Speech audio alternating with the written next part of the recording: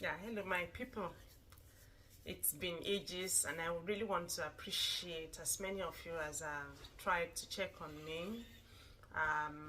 For close to 2 months, I've really not been regular. I've not been in many places. I've had to exit some groups because I really actually had a lot going on.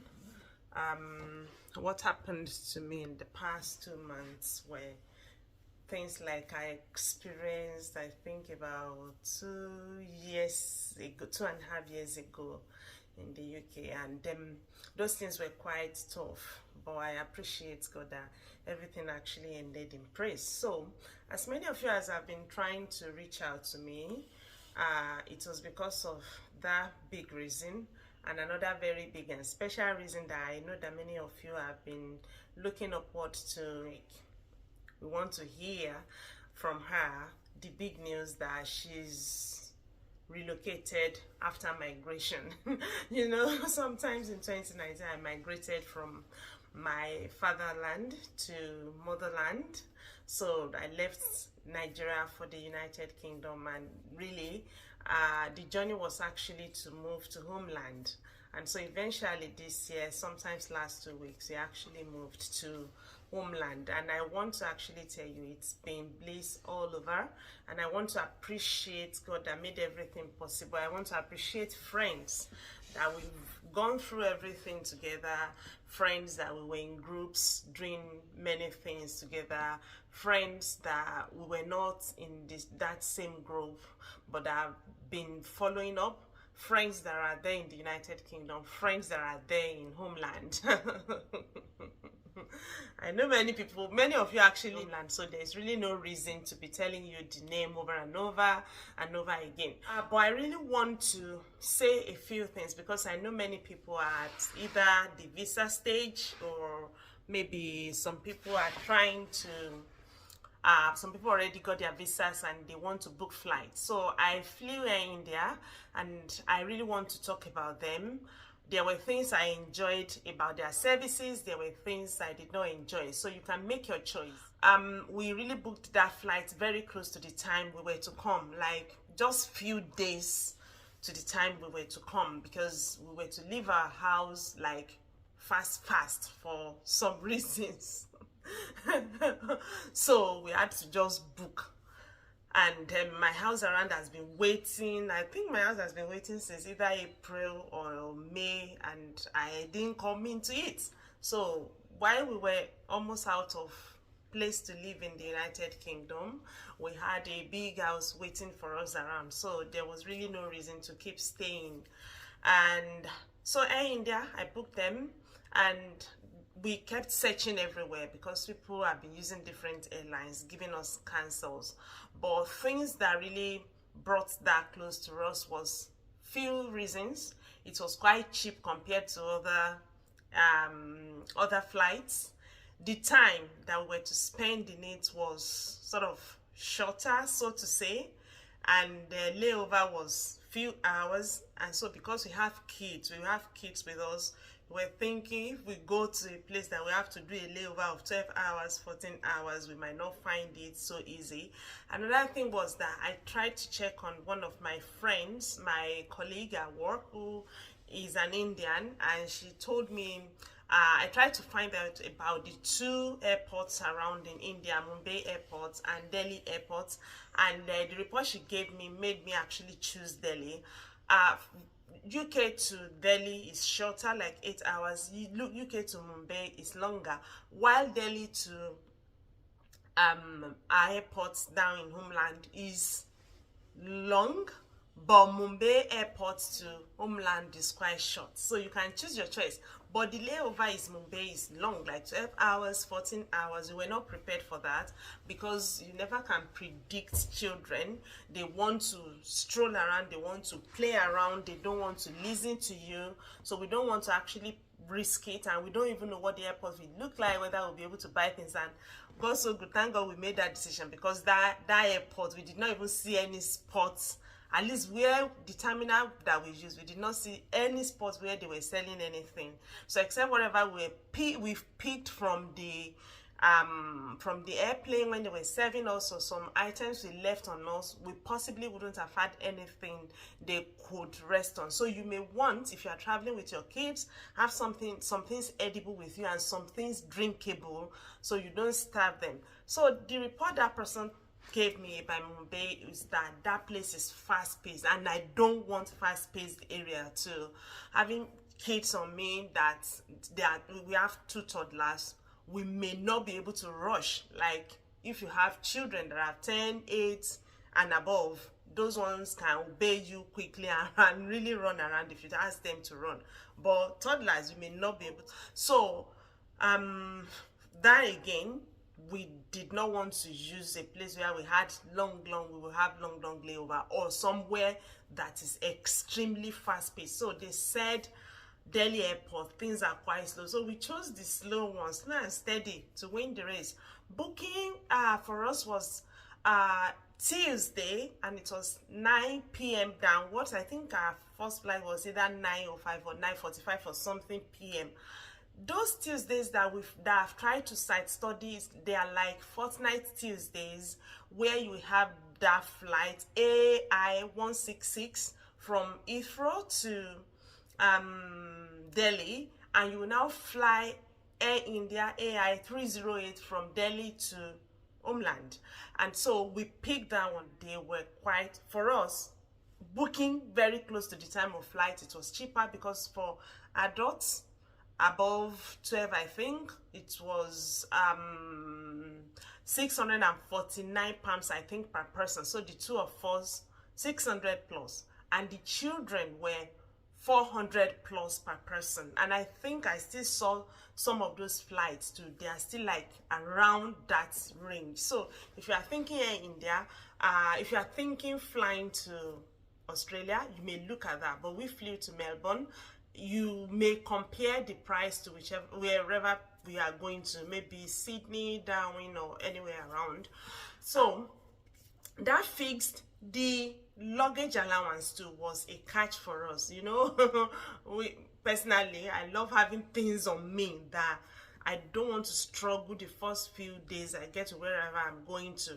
So they have 23 kilograms in 2 places for each person, even the kids. So we have 46 kilograms that will be checked in 2 different bags per person, 23 kg each. And you will now have the hand luggage, 7 to 8 kilograms. So we made this mistake, and I want you to guide against it. We felt that like British Airways, you will still be able to carry backpack. So we actually loaded backpack. When we got there, they were not happy for us to get those ones along with our cabin bags. They said they did not permit 2 bags, a cabin bag and another one. That maximum you can have on you extra will be 4 kilograms, which will possibly be handbag. But if you can avoid it, maybe you should just try as much as possible to just completely avoid it, and just make sure you pack things within, I think 46 kg and 7 kg should still be enough for anyone who is learning. Maybe we were greedy, I'm not too sure. Or maybe we had a whole lot to pack. So that was how that happened. And so we had to pay extra at the airport to get those extras together. When we got all the extras together, they were like 30 kilograms. And because they were backpacks, they were 4, we had to pay someone to wrap them up for us with big nylon and all those things. Then we paid 232 pounds for the extra luggage. Whereas if you were booking and you booked extra luggage alongside your normal book, even while it was about still 24 hours to our flight, they still sent us message that we could book extra luggage, which was just 96 or 98 pounds. So if you want to do extra luggage, you can still do it, and I think that's still very cheap, because if you are transporting, if you are using the shipping companies, I think the list I've seen was like about 180 pounds for 30 kilograms. So you could still pull that extra if you want to do for whatsoever you are doing. So that was what we did. We boarded and they checked us in. We lost some things too, and I will mention them briefly to you so that you can remember. You know, they will not allow you to have more than 100 mils of liquid in your cabin bag. I don't know how I managed to forget paste. So we had like free toothpaste inside the luggage bag, inside the cabin bag, my husband's precious close-up. So he loved close-up, he lost it to that. But the kids toothpaste were preserved because they were not up to 100 mil. So, and then I actually also forgot scissors. I had a pack that put the things I used to make my hair in. I don't know how I managed to. I had like 3 scissors there, and pick this and pick this, and I put them in the cabin bags too. And that was searched at India or in India, and they removed all those things. Then vessel or vapor rub, and I think in my head I was thinking that was sort of solid, not liquid, because to me it was solid. They picked it up too, and they took that away. Those are the things we lost to checking here and there. And then when we took the flight was beautiful. They were late anyway, and some people were not happy with their lateness, but their lateness was still actually a plus for us because we still had to do some before they checked us in and all those things. The trouble of repacking and packing was much. So we actually lost a big time while doing all those things. But then, by the time we got to by the time we were to go, anyway, they actually had to prolong their time or whatsoever, they extended the time because they were late. And so we had a very smooth flight. The air hostesses were quite lovely. The pilots, everyone around, besides those itches we had, everyone was very, very fine. The kiddies were okay. With the first leg of the flight, they slept. I remember one woman telling us the second day that, when she saw 4 children, that she was like, this will be a disaster today. But thank God, she said she was so happy. Your children are well behaved, this and that, but that well behaved did not last more than that night. The second day, they were everywhere playing. In fact, requesting for this, requesting for that. Carry me on your leg, carry me on your head, carry me on your nose. You understand? Especially the one that wants to be baby. So it was another story entirely the second day. But they were not rough. They were not unkind. They were not fighting. I think they performed brilliantly as a mom. That's how I would say. I think they were brilliant in their behaviors. So we got to Delhi. Delhi was slow, very, very slow. In fact, when by the time we got there, the first queue we were, the guy was not doing anything as such or as much. We had to leave that place to another place, and we did not like the board that you can see what is going on at Heathrow. Was not like that. We had just one tiny board there that you could hardly see what was there, and there were loads of people. Maybe not too much if they were doing their things digitally, but everything was manual at Delhi. So it was quite slow, like that my colleague told me. At that point, I did not enjoy that they were not fast-paced. They were really snail pacing. It wasn't a very brilliant one, and we were a bit apprehensive and agitated that we would likely miss that flight. But when we talked with them, maybe they could move us ahead, because someone said I should go and speak with them. They said, don't worry, nearly everyone on this queue is going to the same place we are going to. So when they said that, my husband just laughed. He said, okay, everything here will be manual. And honestly, everything was manual. Checking pass, doing all those things, confirming this and that.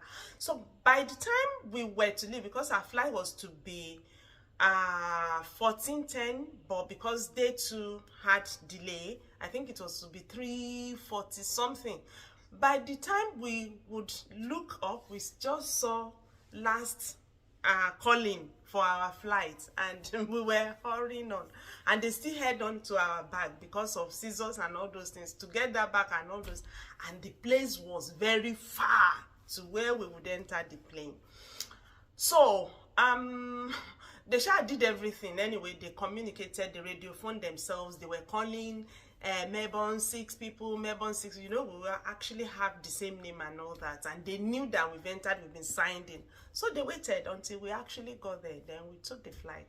It was beautiful.